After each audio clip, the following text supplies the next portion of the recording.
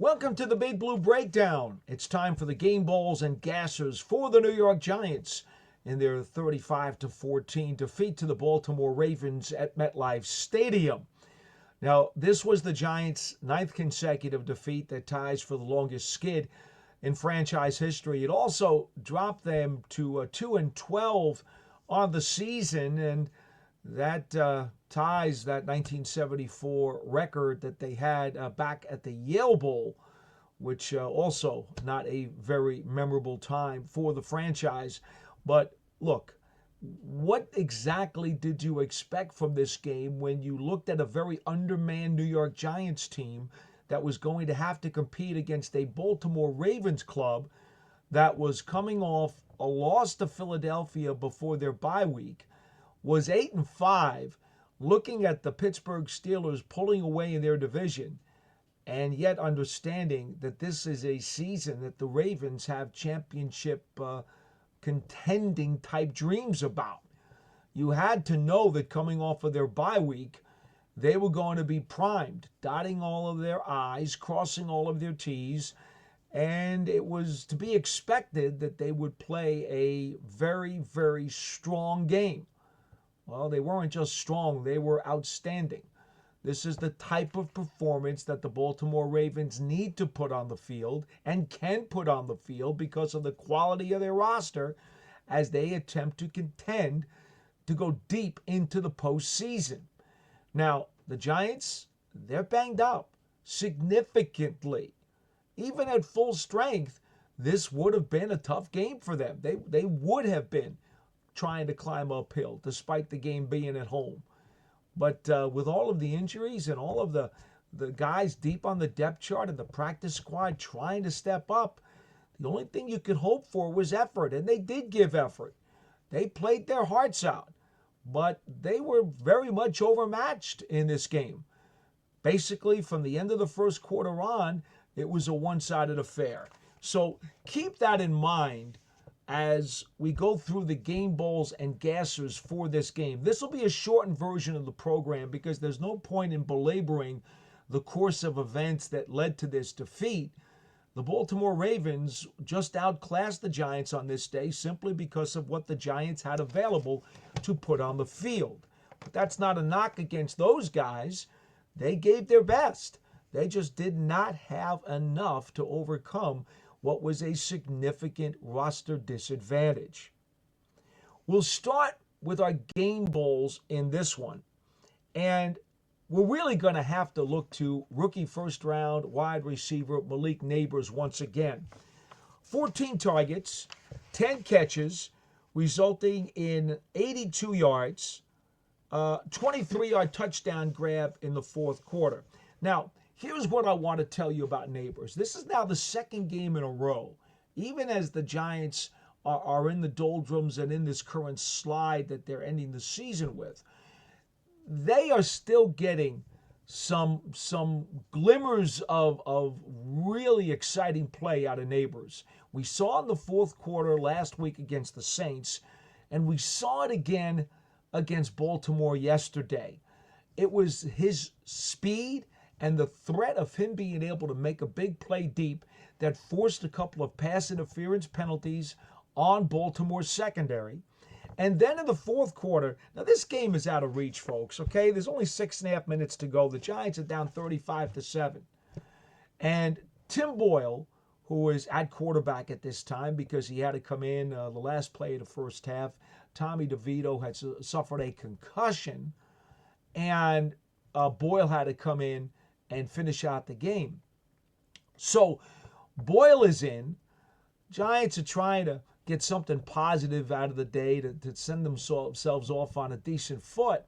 And Boyle gets pressured, has very little time to throw the ball, but drops back. He knows that Nabers is down the right sideline, and he just fires a jump ball toward the front right corner of the end zone. And Nabers, seeing the pass, understanding the coverage, understanding where he is, makes the adjustment on the ball. It turns out to what looks like a back shoulder throw. And on his outside shoulder, outfoxes cornerback Desmond King for the ball just inside the pylon, and the Giants come away with a touchdown.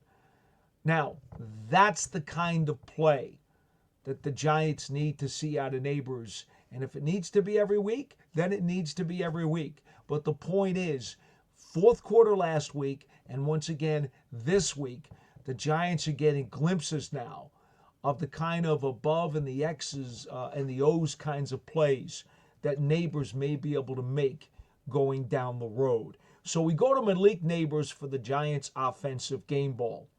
The defensive game ball for the second straight week is going to go to linebacker Micah McFadden. Once again, second game in a row with 11 tackles. As we look at his stat line, he came up with 7 solos, 4 assists, a sack. It was a quarterback hit. And let's not minimize the fact the Giants had 2 sacks on Lamar Jackson. Very tough guy to get. Brian Burns had one, but Micah McFadden also was credited for a sack. And to be frank, Derrick Henry did not ruin this game. All right, let's make that clear. On a week when a lot of folks, knowing that the Giants have had difficulties in containing the run, and they did have trouble with Lamar Jackson, make no mistake, the scrambling quarterback at 65 yards on 6 carries. But Derrick Henry did not have a significant impact on this game. 14 carries, 67 yards. His long was only 13. I do mention that because we have seen Henry rumble for well over 100 yards for practically half of this season. He's had those kinds of games, and he usually rips off a long one. That was not to be yesterday. I thought the Giants actually did a solid job in somewhat containing Henry. It was Lamar Jackson who was the real keg of dynamite.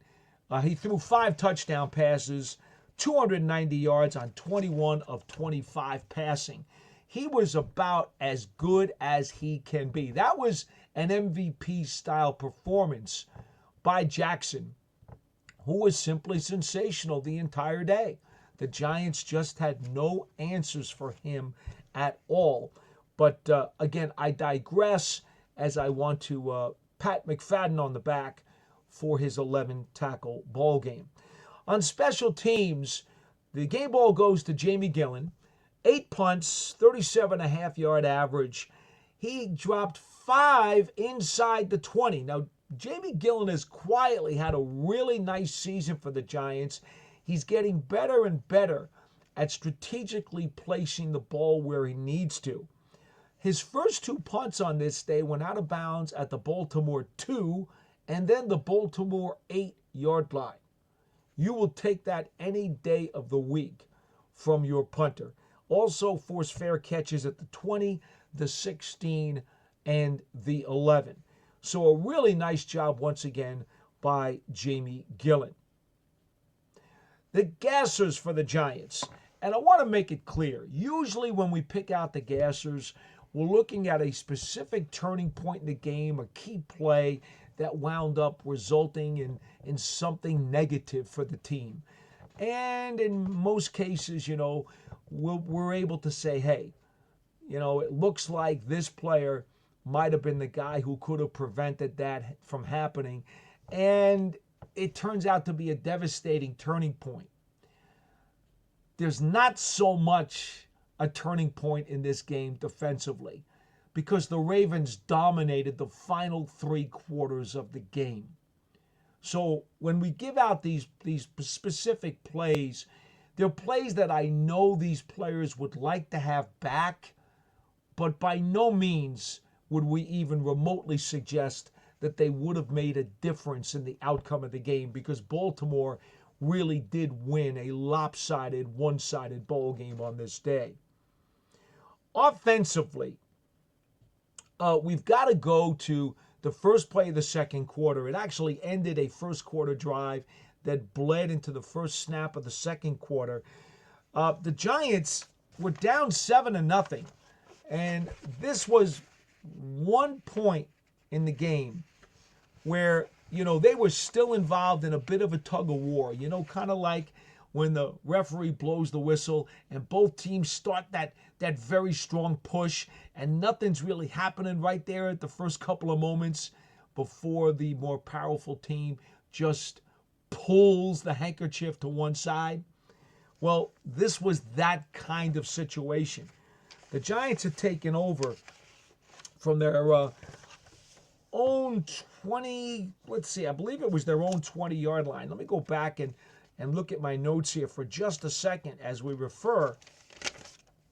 Actually, it was their own 26. And they do drive all the way down to the Ravens 30. So it's the third play of the second quarter. And it's a 4th and 1 situation at the Ravens 30. And the Giants decide they're going to go for it. Now, I don't have a problem in this case. The season is really in a very murky situation. So you've got nothing to lose here.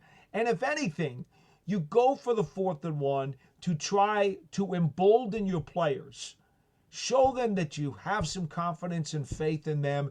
Show the Baltimore Ravens that this is going to be a bit of a tussle, that they're not just going to come in, get off the plane, and walk out with a win. So I like the philosophy of head coach Brian Daboll in going for the 4th and 1 at the Ravens 30. He knew that the Ravens offense is one of the top 3 in the NFL this year. They're so explosive. You're not going to win this game kicking field goals. So Daboll decides they're going to go for it. And I get that. Well, it's a quarterback sneak by Tommy DeVito, which is a safe play for sure. But the Giants don't get the push that they need up front. DeVito tries to lean left between left guard Aaron Stinney and center John Michael Schmitz. But unfortunately for the Giants, the Ravens got a terrific push from Nnamdi Madubuike and Tavius Robinson. They're 2 defensive linemen on the right side of the Baltimore front. They got a terrific push and neutralized Stinney and John Michael Schmitz. And so Tommy DeVito was unable to force his way behind that push, was stood up at the line, and the rest of the Ravens defense swarmed in and stoned him and prevented the Giants from converting on that first down. And, from that point forward, it was just going to be a very, very steep climb uphill. Our defensive gassers, there were 2 plays that just didn't make you feel good if you're the defense. Now, again, neither one of these plays, had they been made, would have turned the game around. But we do need to mention them because these guys made a couple of plays that that they want to have back, and they would tell you if they were here on camera right now. Second quarter, it is a 7-0 lead for Baltimore. And after the 4th down sneak, the Ravens take over from their own 30. They work their way downfield at 2nd and 11 at the Giants' 49. And Bateman runs a scramble route. He's on the right side. He probably was going to just run a deep route anyway, but as Lamar Jackson's buying time and rolling out to the right and scrambling to get away, he finds Bateman downfield.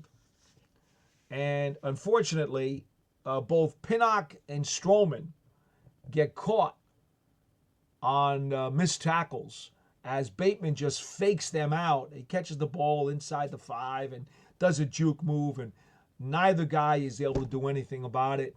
And Bateman dances into the end zone to make it a 14-0 lead. He had originally gotten open on the scramble because it looked like Jason Pinnock turned the wrong way and got turned around and allowed the wide receiver to get free in the first place. And then both he and Strowman got deked by Bateman on his way into the end zone. So that made it 14-0. Now, I'm not saying that would have changed the game, because I still don't think it would have. But how demoralizing for the Giants to get stopped on a 4th-and-1 quarterback sneak, and then the Ravens immediately turn that around 5 plays later and make it a 14-0 2-score game. Very difficult, especially understanding the type of roster that the Ravens have. This just made matters a whole lot worse. We also have to go to the 3rd quarter, and Strowman, unfortunately, looks like it was a busted play.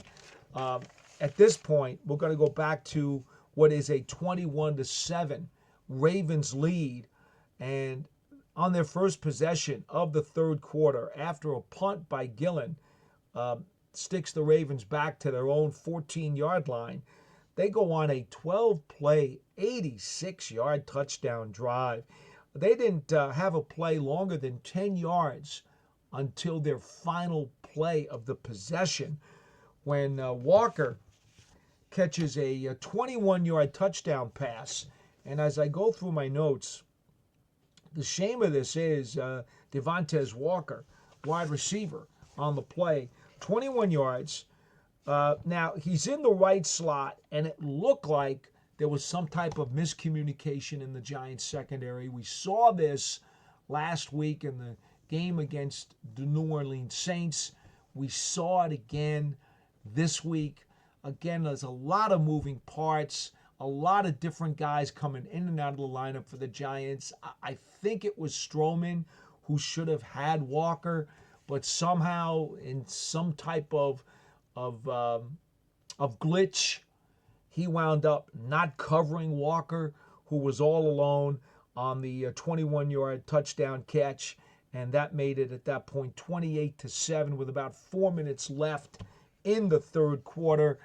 And, at that point, it is what it is.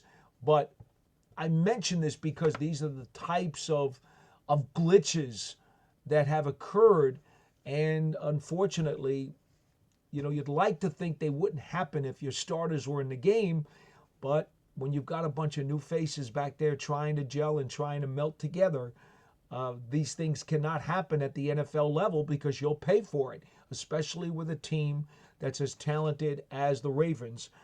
They will definitely force you to regret those errors. Then finally, on special teams, well, look, I can't say that this necessarily was a significant impact in the game, especially because the Giants were able to get the ball back quickly. But we're going to go right to the opening kickoff, because it's not the way that you want to start things. The kick returner, Justice Hill, takes the opening kickoff, and they credited him with a 59-yard return to the Giants' 37. Now, Isaiah Simmons had gotten the contain on the outside as Hill ran up the right sideline along the Ravens numbers.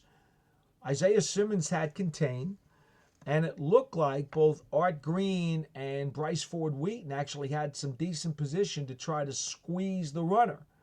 But both guys got blocked, and Hill was able to squirm through them and got to the outside and found a lane. Terrific blocking by the Ravens, more so great blocking by them than Gasser's or responsibility going against the Giants. But it was the opening kickoff, and certainly before a lot of people even got a chance to sit down in their seats, the Ravens come up with a big play. Now, to the Giants' credit, the defense did not get shell-shocked by that opening kickoff, because Jackson, on a 15-yard run from first down, just 2 snaps in, gets hit by Adoree Jackson. Actually, Adoree Jackson just clutching and grabbing and stripping the ball out of his hands, and then recovers it. So it's a strip recovery. That's a double dip for Adoree Jackson as the Giants take over at their own 12-yard line and immediately avoid a potential Ravens score on the first Baltimore possession of the game. So, you know, again, and let me go back and say, let's also give a game ball on defense to Adoree Jackson for making that play, because we all know how few and far between Giants takeaways on defense have come this year. But that was a huge play by Jackson.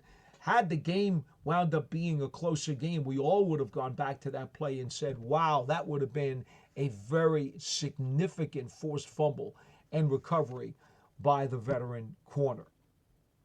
Well, that'll do it for the Big Blue Breakdown. Game balls and gashes for the Giants in their 35-14 home defeat to the Baltimore Ravens. We will be back once again on Wednesday night, live with our next program. It'll be an opportunity for you guys to call in on video or call in on audio if you prefer, as well as go through the chat, which is always available on the right side of your screen here on the Big Blue Breakdown, as we talk New York Giants football as they try to weave their way through the forest with 3 more games to go. They're still looking for some positives for some of these guys deep on the depth chart. Who do you want to see step up? Who are you still interested in getting some snaps so that you can get excited about them going into the offseason? Until next time, I'm Paul Tatino, and we will see you then on the Big Blue Breakdown Live. So long, everybody.